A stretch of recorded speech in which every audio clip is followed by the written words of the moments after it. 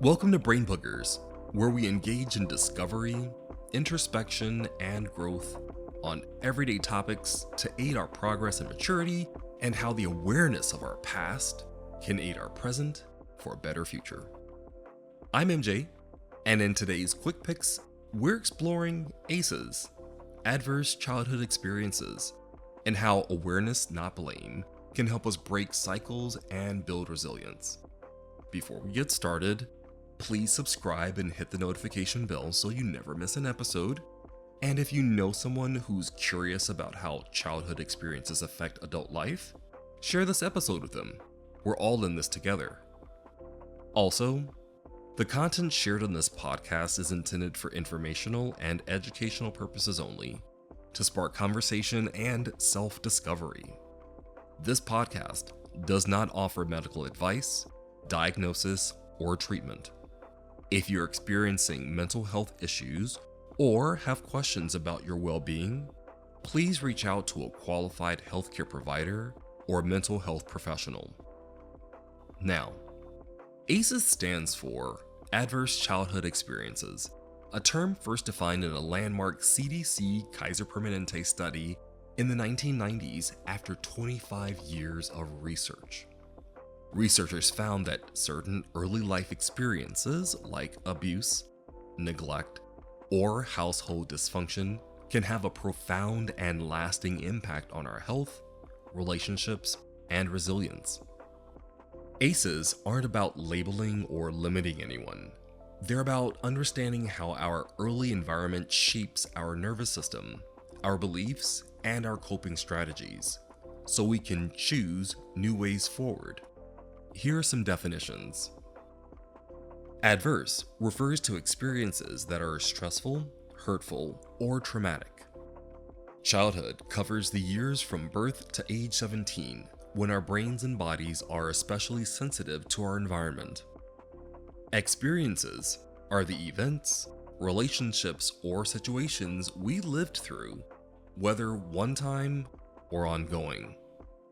Common ACEs include physical, emotional, spiritual, or sexual abuse, physical or emotional neglect, witnessing domestic violence, growing up with household substance abuse, mental illness or incarceration, and parental separation or divorce. Now, here's how the terms fit together. ACEs helps us connect the dots between what happened in childhood and how we respond to stress, relationships, or challenges as adults. They don't define us, but they can explain why certain patterns show up and why some things feel harder than others. Understanding ACEs gives us a map, not to stay stuck in the past, but to see where healing and growth are possible. Here are some common ways to use ACEs in action. 1. Self-check. If you notice strong reactions, self-sabotage, or relationship struggles, ask, could this be connected to early experiences? 2. Growth reframe. ACEs aren't your fault, and they don't have to be your future. Awareness is the first step to breaking old cycles. 3. Practical steps. Seek support. Therapy, support groups, or trusted connections can help you process and heal. Practice self-compassion. If you find yourself stuck, remember, these patterns were learned for survival, and you can learn new ones.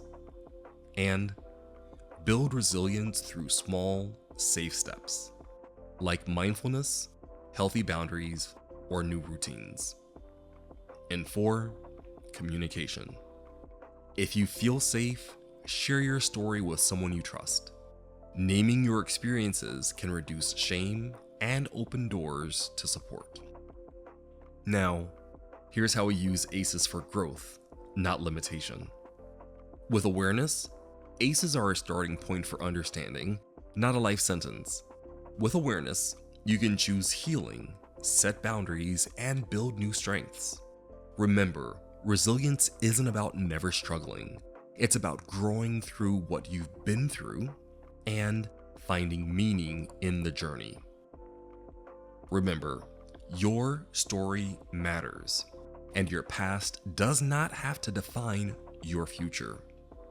What's one small act of self-care or curiosity you can practice today, knowing what you know about ACEs? Thanks for joining me for this quick pick on ACEs. If this episode resonated, share it with someone who might need a little hope on their journey. Until next time, keep moving forward, one step, one insight, and one day at a time. Join me next time where we'll pick and dig in on Brain-Boogerz.